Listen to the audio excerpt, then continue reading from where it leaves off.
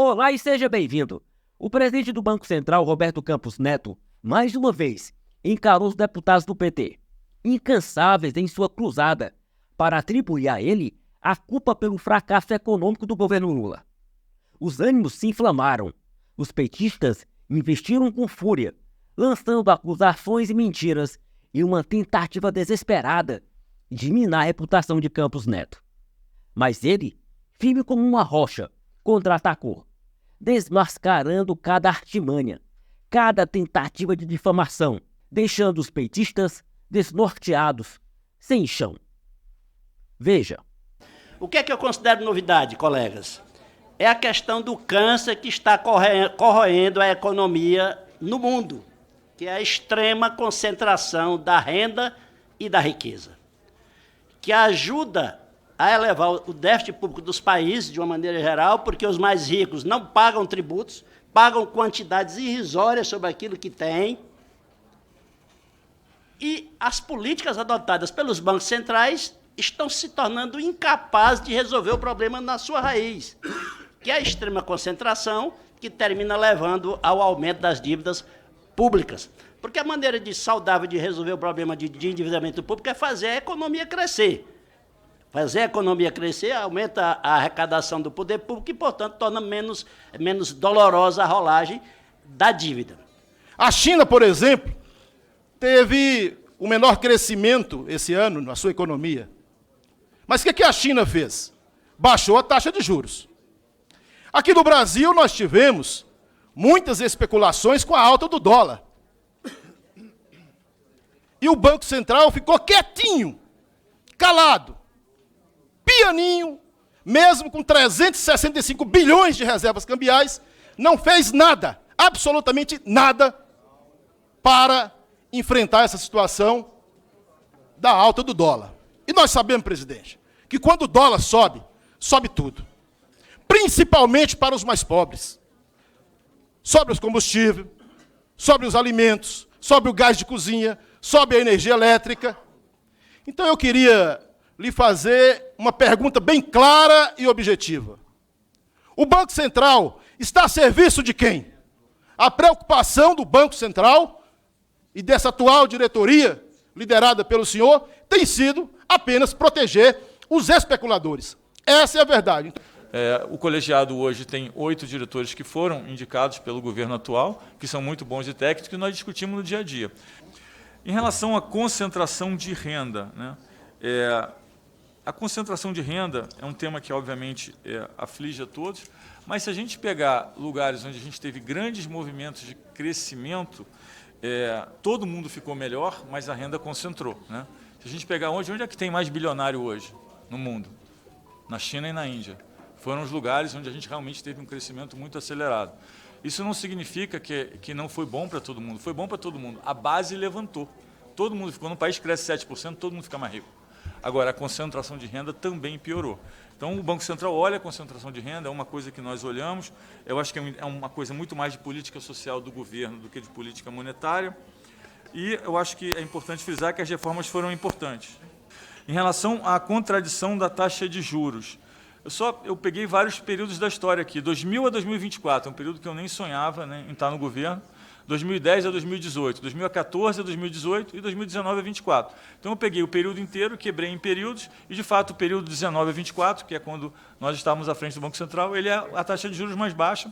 Isso não é um entendimento, é fato, e os dados estão aí, a gente pode abrir os dados se tiver alguma dúvida em relação a isso. Em relação a quem paga a conta, quando a taxa de juros está alta, é óbvio que a taxa de juros alta ela freia a economia, mas a gente tem uma taxa de juros que as pessoas estão considerando alta, mas o crescimento tem surpreendido para melhor. Né? E quem paga a conta de verdade, né, da inflação é a população mais pobre. Então, sim, se as pessoas pagam, se todos nós pagamos a conta de juros, se a gente não cuidar da inflação, quem vai pagar de verdade a conta, e a gente mostrou aqui o exemplo da Argentina, da Turquia e tantos outros. Então, é importante entender que a gente tenta ter a taxa de juros mais baixa possível, fazendo a inflação convergir para a meta. E, de novo, o mandato da inflação não é o Banco Central que decide, é o governo que decide. O governo decide que a meta é 3, o governo decide a banda, o governo decide que passou a ser contínua. Não é um trabalho do Banco Central, o Banco Central é minoria no CMN. Então, a gente tem uma meta e o que a gente tem é liberdade operacional para atingir a meta, é o que a gente tem feito. Né? Então, Em termos de para quem o Brasil está trabalhando, acho que o Brasil demonstrou que está trabalhando para a sociedade através de diversas inovações, diversas coisas que foram feitas.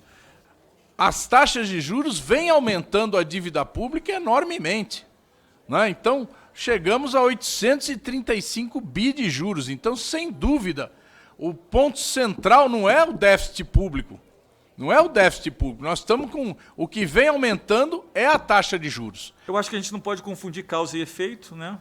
A causa dos juros é a dívida, e não a dívida que é a causa dos juros, né? Se a gente tivesse uma dívida muito baixa, tinha um juro muito baixo. Como a dívida é alta, e é igual para todos nós. Se a nossa dívida é alta, a gente vai no banco, o banco vai cobrar mais juros.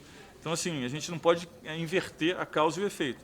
É óbvio que se a gente começar a ter, se a gente começar a atacar o tema da dívida e demonstrar para, vamos dizer assim, para os agentes econômicos que a gente vai entrar numa trajetória onde a dívida vai convergir, os juros vão ser mais baixos. Aliás, em todos os momentos onde teve planos fiscais críveis, foi exatamente quando o Banco Central foi capaz de cair a taxa de juros. Tem lá quando foi feito o teto, quando foi feito o arcabouço também. Então, assim, nesses momentos de credibilidade fiscal, é exatamente os momentos onde, quando a gente olha o histórico brasileiro, o Brasil foi capaz de cair os juros.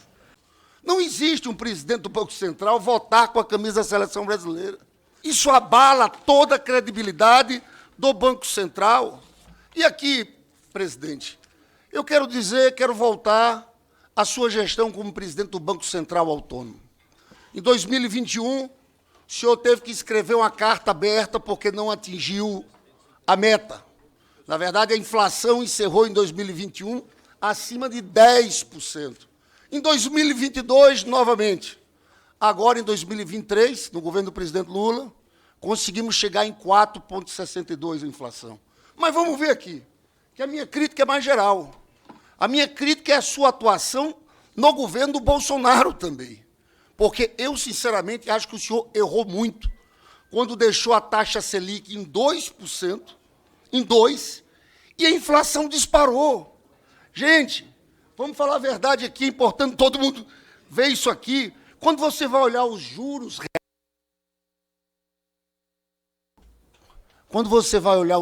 reais, nós temos aqui, olha, em maio de 2021, a inflação era de 8,06%, a taxa Selic 3,5%. Eram juros reais negativos de menos 4,35%. E foi assim durante todo o governo Bolsonaro. O juros real permaneceu assim até o mês de julho de 2022. Quando o governo anuncia a mudança da meta, o senhor começou uma campanha, no mesmo dia, para afetar as expectativas do mercado. No mesmo dia, o senhor se pronunciou, deu declarações à imprensa, que as mudanças da meta tornaria mais difícil o trabalho da autoridade monetária. Era como se fosse uma campanha, todo dia. E é claro que o mercado entendeu o recado que o senhor estava dando e mudou as projeções futuras da taxa de juros. Uma indagação sobre se teve atuação política, eu acho que a gente falou bastante sobre isso, em relação à alta da Selic na eleição, mas também em relação à baixa da Selic. E a baixa da Selic, naquele momento, se a gente pensar, a gente estava num momento entrando ali na pandemia, onde as pessoas estavam em casa, existia uma perspectiva de que o crescimento do Brasil ia ser menos 9%, né? Então a gente não sabia se era uma recessão, se era uma depressão, e não era somente o Brasil, né? Eu conversava com os outros pares de outros bancos centrais, e assim, em alguns momentos, alguns meses ali, o pânico estava instalado, porque ninguém sabia qual era o resultante disso. Então, eu acho que no final o mundo se preparou para uma depressão, acho que em parte pelo trabalho que o Banco Central fez, não só no Brasil, como em outros lugares, a gente transformou a depressão numa recessão. Então, graças a Deus que a gente conseguiu, né, cair os juros, talvez a um nível que fosse baixo demais para a realidade brasileira, mas naquele momento a gente estava enfrentando uma situação onde a gente poderia ter uma recessão que ia afetar muitas vidas das pessoas. Então, o Banco Central foi o primeiro a agir, foi o primeiro também a subir, lembrando que foi o primeiro Banco Central a subir, e quando você faz um movimento rápido e mais intenso em política monetária, o custo de trazer a inflação para a meta é menor, né? Então, quando a gente olha em termos de se tem favorecimento com a Selic alta ou não, de novo, o meu período de 19 a 24, a Selic média foi mais baixa do que os outros períodos, eu posso olhar aqui 20 ou 30 anos para trás. Em termos de... também teve uma indagação de que o Banco Central favorecer o mercado financeiro com terceirização de reservas. Nunca foi feito no nosso Banco Central, na verdade isso foi feito em um outro governo que eu não fiz parte, e eu acho até que terceirizar as reservas, quando você faz com um volume pequeno para ter um aprendizado, não é ruim. Quando eu falei que nós usamos quase 800 bilhões do orçamento para pagar juros, ficou claro também na sua resposta que o Banco Central prefere priorizar os agiotas, o mercado financeiro, do que redistribuir esse orçamento. Já pensou? Presidente, ele já está querendo pensou? avançar. Já pensou? Está esquecendo de dizer que a dívida começa nos anos 2000.